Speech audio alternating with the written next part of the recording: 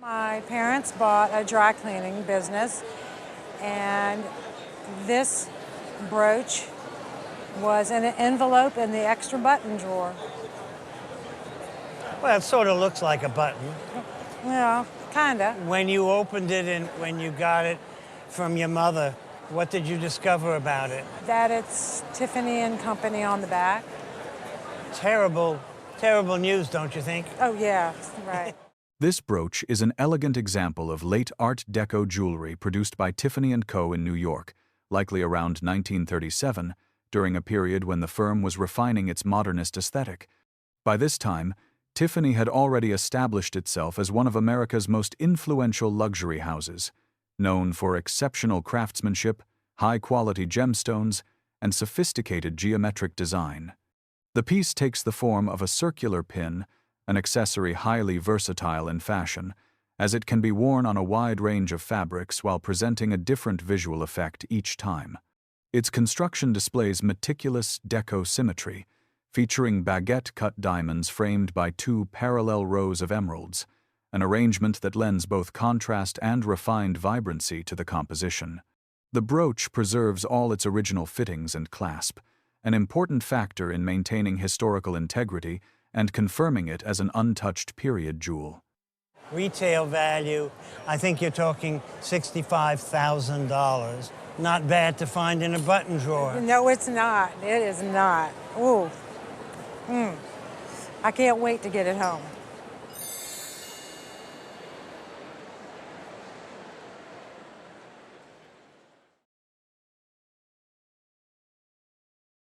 I love Art Nouveau, and when my daughter was born, my husband's grandmother gave me this pin. How old is she now? Oh, she's 24. I've already promised her when she gets married and has a child that this will go to her. When this came to the table, I thought to myself, well, that's a heck of a piece of Art Nouveau jewelry. European Art Nouveau jewelry, and specifically it looks like French Art Nouveau jewelry. This brooch is a refined example of French Art Nouveau jewelry, created by Lucien Hertz, one of the movement's most talented designers and enamel artists.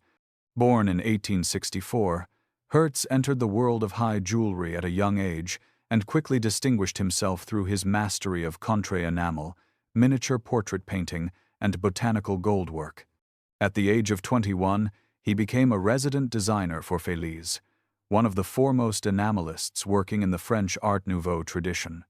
His versatility ranging from classical motifs to insect themes and japonisme earned him significant respect, and by the 1890s, he joined Boucheron, where he contributed to major commissions and solidified his place among the leading jewelry artists of his era. The brooch reflects the defining aesthetics of Art Nouveau: fluid lines, natural forms, and an emphasis on feminine beauty. Made in 18-karat gold, confirmed by multiple French eaglehead hallmarks, it features a delicately enameled portrait of a woman framed by sculpted floral motifs. The harmony between metalwork, color, and composition showcases Hertz's ability to transform traditional jewelry into an expressive artwork. Now that we know that, I would place a retail value on this piece of between $30,000 and $40,000. Wow. I was not expecting that. I thought it would be, maybe $1,000 or $2. Wow. I'm so shocked. That's amazing. Oh, wow. I'm sorry. That was not at all what I was expecting.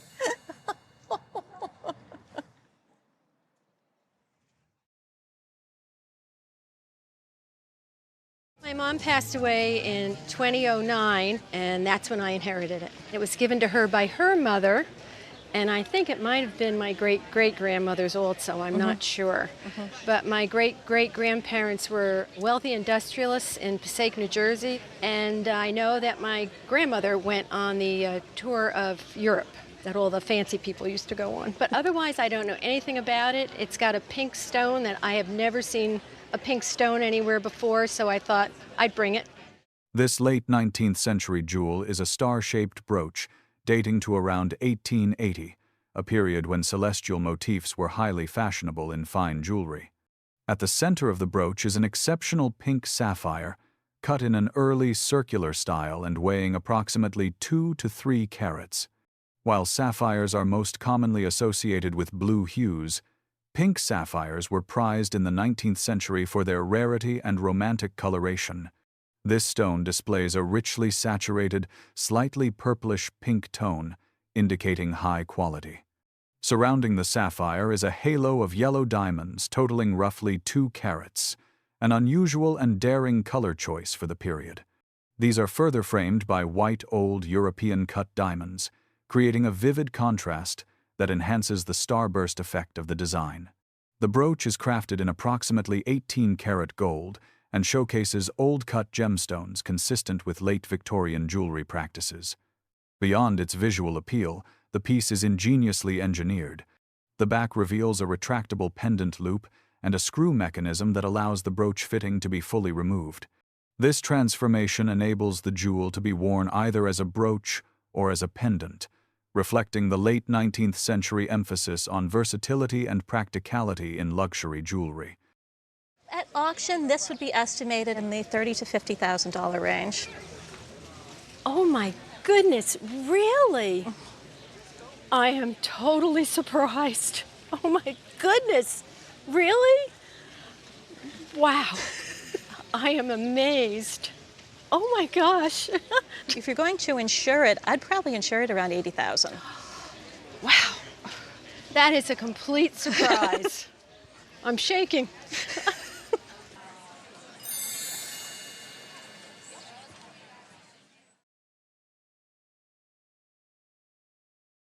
This brooch was commissioned by my grandfather for my grandmother, we think to commemorate the birth of my father. And this was down in Ohio, outside of Cincinnati. This would have been the sketch that would have been approved by my grandfather on his concept.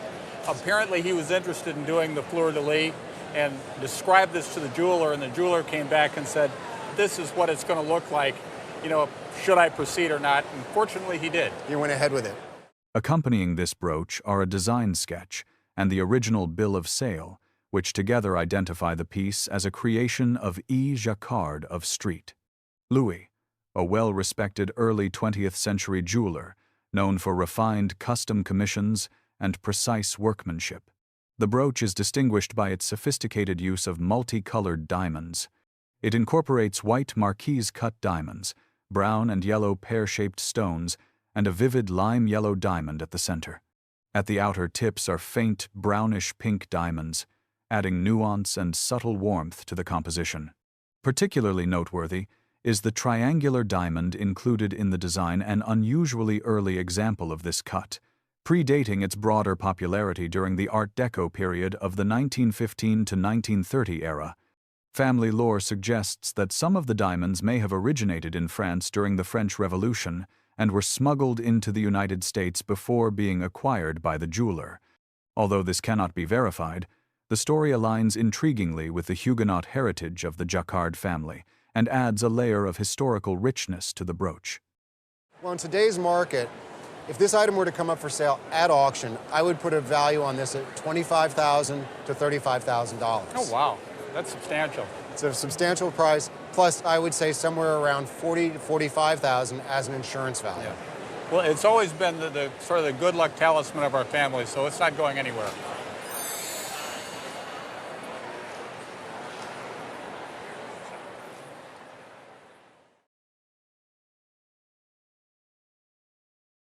Well, I brought a pin in that is stamped Tiffany, and it is full of diamonds, and I believe it's platinum.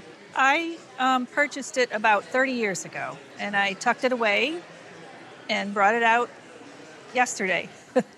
This pin is an authentic creation of Tiffany & Co., one of the most influential American jewelry houses of the late 19th and early 20th centuries. Tiffany's workshops were renowned for their precision metalwork, refined diamond selection, and their strong role in shaping the aesthetics of the Art Deco period, a movement that celebrated geometric purity, symmetry, and modernity. This particular piece is a quintessential Art Deco jewel, crafted in platinum, the preferred metal of the era due to its strength, durability, and ability to hold diamonds securely in delicate, linear frameworks. The brooch features an extraordinary combination of diamond cuts. A central European cut diamond, flanked by finely calibrated French cut and baguette cut stones, along with additional round cuts arranged to emphasize rhythm and architectural harmony.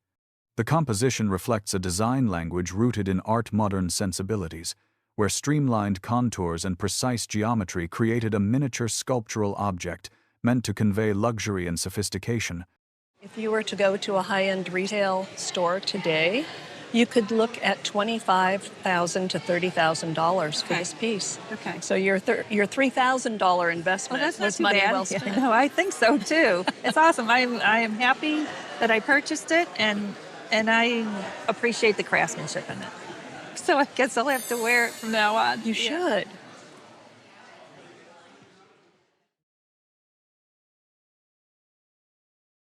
This is jewelry that I inherited from my mother.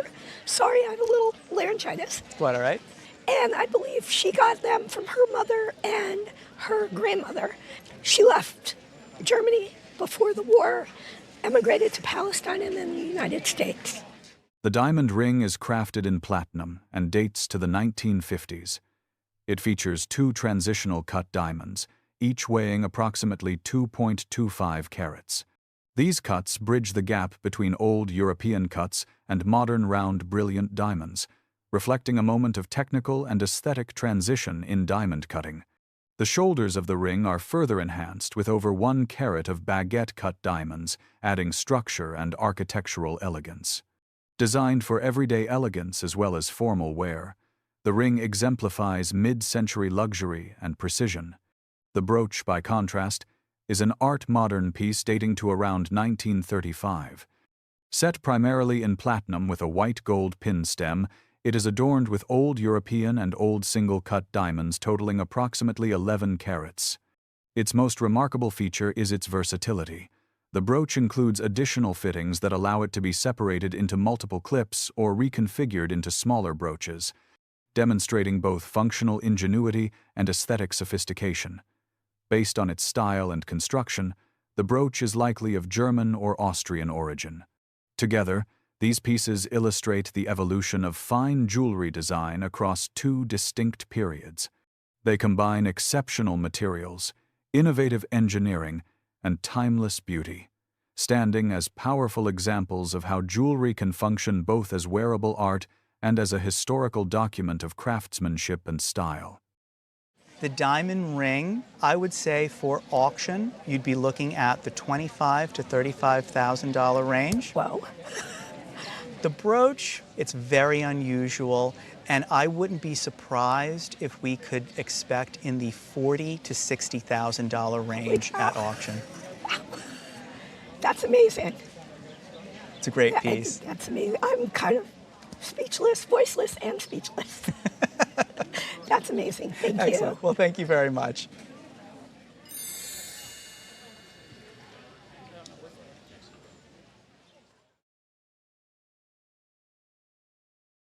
My grandparents married in 1926, and they went to Europe and particularly France for their honeymoon.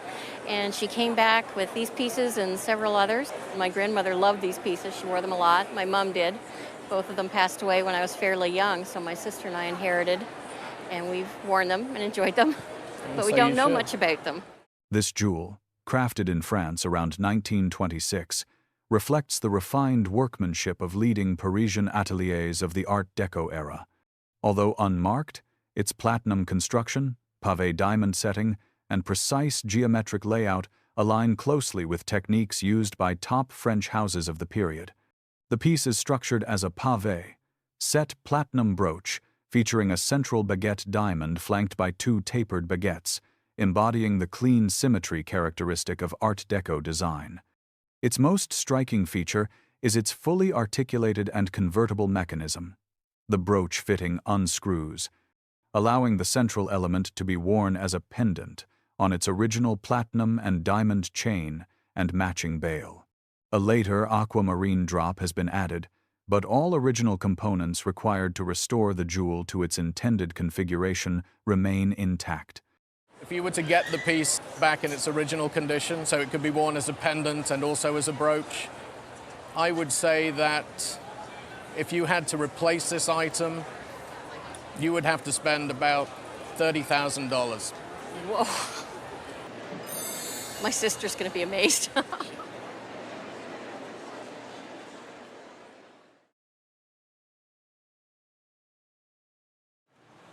I inherited it from my mother, who received it from her grandmother. They lived in New York City, and this was part of a longette. This piece is an elegant example of American Belle Epoque jewelry, crafted between 1905 and 1915, a period known for its refined platinum work and the growing popularity of diamond-accented brooches. Although the jeweler remains unidentified, the design and execution strongly reflect the standards of early 20th century American workshops, which specialized in airy, luxurious ornaments for formal attire. The brooch is constructed in platinum and set with an impressive series of old European cut diamonds, 12 stones in total, each weighing around half a carat or slightly more. When combined, the diamonds reach an approximate total weight of 10 carats, displaying fine color in the FG range and clarity of at least VS, indicating stones that are bright, clean, and highly desirable. At its center rests a remarkable natural pearl of button shape, measuring approximately 10 millimeters. Its luster, depth, and thick nacre layer exemplify the qualities prized in naturally formed pearls, which were exceedingly rare even in the early 1900s. So if I put this into auction, I would put it in for $12,000 to $18,000. All right? I would expect it to do exceedingly well. I don't see it selling at the low. I would insure it for $28,000. Thank you. This was my grandmother's, and it was given to me on my wedding day by my mom and my grandma. Have you ever had it looked at? No. So what can you tell me about what it's made out of? Coral and diamonds. Any idea of age? I'm assuming it's Victorian, but I don't really know. The brooch described is a Victorian-era jewelry piece, crafted in the late 19th century, likely between 1880 and 1890, when botanical and naturalistic forms were highly fashionable. Although it bears no maker's mark or country assay hallmark, its stylistic language and materials are consistent with high-quality European jewelry of the period. The piece is constructed from silver-topped gold, a technique in which a layer of silver is fused over a gold base to enhance the contrast and surface texture of the design. It is set with old mine-cut diamonds, a diamond style produced before modern cutting standards and characterized by a high crown, deep pavilion, and irregular facets, attributes that were standard in late Victorian settings and that contribute to the brooch's antique character. Most notably, the pink stones framing the central diamond work are not coral, but conch pearls, highly unusual and much rarer than typical organic gems. Conch pearls form within the queen conch, a marine mollusk found in the Caribbean, and they occur very infrequently, roughly once in every 1,000 shells. Their rich, warm luster and soft pink tones were admired in Victorian decorative arts but are seldom encountered in antique jewelry today, both because of their scarcity and modern conservation pressures on conch populations. A fair auction estimate for this brooch we see to be in the range of $15,000 to $20,000. Oh, you're kidding me. Yeah, no, I know. It's good and old. Oh my God. It's beautiful. You're kidding me. Oh my gosh.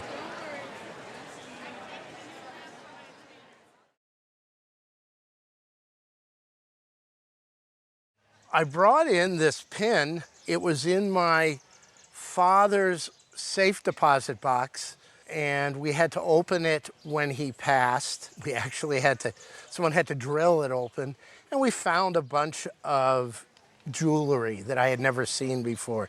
And this is one of the things it found. I believe it really was my grandmother's jewelry. This pin is an early 20th century jewel whose origins are closely tied to the stylistic and material traditions of the Art Deco period. Although no maker's mark is present to identify a specific jeweler, the materials and construction suggest a high-quality piece made around 1915, most likely in the United States. It is crafted in platinum-topped 14-karat gold, a combination commonly used during this period to achieve both durability and brilliance. The focal point of the pin is a cushion-cut sapphire weighing approximately 1 carat. Its distinctive, deep, velvety blue hue strongly suggests a cashmere sapphire, one of the most highly prized varieties in the jewelry world. These sapphires originated from a short-lived deposit in the Himalayan region that was discovered around 1880 and largely exhausted by the late 19th century, making stones from this source exceptionally rare. Surrounding the central sapphire are rose-cut diamonds and additional decorative sapphires arranged in a geometric Greek key motif, reinforcing the Art Deco aesthetic of symmetry, contrast, and refined elegance. I would have no problem estimating this for auction in the $15,000 to $20,000 range. Oh my goodness. I guess we're going to have to reopen the estate. I'm going to have to divide this 3 ways. Well, if the sapphire is not from cashmere, I would still say in the $5,000 to $7,000 ballpark. We inherited it from Jean Hatton Duffy. And this was a friend of yours? Yes. Her and her husband didn't have any children, and she passed away in 2002 because we took care of her in her later years. She left us her home and belongings, and this was in her stuff. If we hadn't had a friend call and tell us she had it, I don't know if we'd have looked for it. What we were told was that because she worked for a magazine, I believe it was in New York, she went to Alexander Calder's studio and interviewed him, and he presented her this pin when she went to the studio. This pin is an authentic work by Alexander Calder, one of the most influential American artists of the 20th century, internationally renowned for his groundbreaking mobiles and abstract sculpture. Although Calder is best known as a sculptor, he also created a distinctive body of jewelry, producing brooches, clips, and other small works as an extension of his sculptural practice rather than as commercial objects. The piece dates to the late 1950s, approximately between 1957 and 1959. It is made of nickel silver, a material Calder frequently used, along with aluminum, for his jewelry. The pin was entirely hand-forged, shaped from wire through bending and hammering techniques instead of traditional gemstone setting or goldsmithing methods. Many of Calder's jewelry pieces were unsigned, particularly those made as personal gifts, which explains the absence of a signature on this example. And I would say at auction, conservative estimate would be between $20,000 and $30,000. You're kidding me. No, I'm not.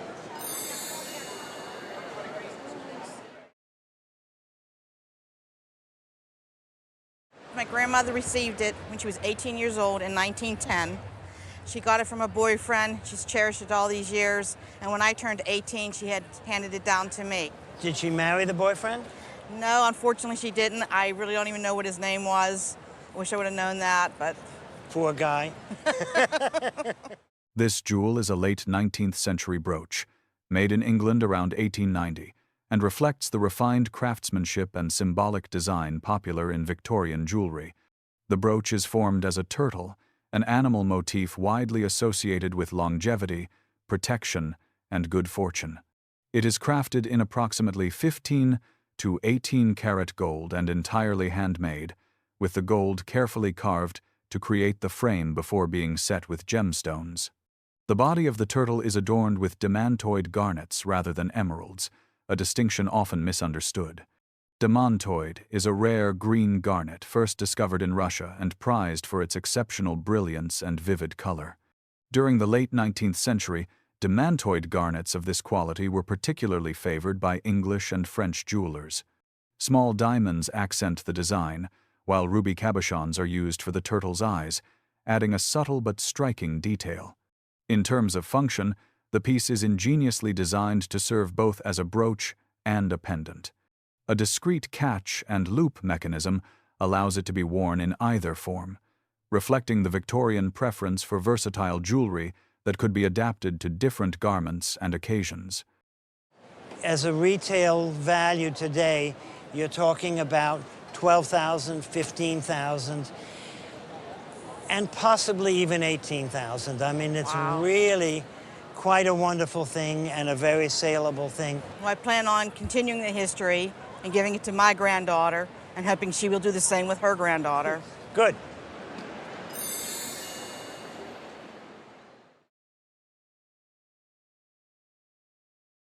I purchased that piece from an antique broker in our area. Basically, I bought it for the gold weight to keep and not to get rid of, but for an investment. How many months ago or how many years ago did you do that? I bought it about 6 months ago. Do you mind me asking how much you paid for it? I paid right around $800 for it. $800. This piece is an elegant example of archaeological revival jewelry, a style that flourished in the 1870s to 1880s as Europe became fascinated with newly excavated sites in Egypt, Greece, Rome, and Pompeii. Inspired by ancient Etruscan and Greek goldwork, jewelers of this movement revived complex techniques that had been lost for centuries, most notably granulation, the precise application of tiny gold beads, and twisted gold wire used to form elaborate borders and decorative patterns. The brooch was likely crafted in Italy, one of the principal centers of archaeological revival goldsmithing. Rather than being a souvenir item, it was created for collectors and connoisseurs who appreciated the historical depth and technical mastery behind this revived ancient style. At its center is an unusual and expressive figure, a motif that gives the piece strong character and distinguishes it from more conventional Victorian jewelry. If it were just a nice gold brooch, you did a good job, and I would say around $1,000. Okay. Being what it is makes it more unusual. You're looking at about $5,000 to $7,000 at auction. Wow. Well, thank you A very neat much. piece. Yeah, now I'm really happy that Yeah. I invested in it. I so think you did a good job. Thank you very much. You're welcome.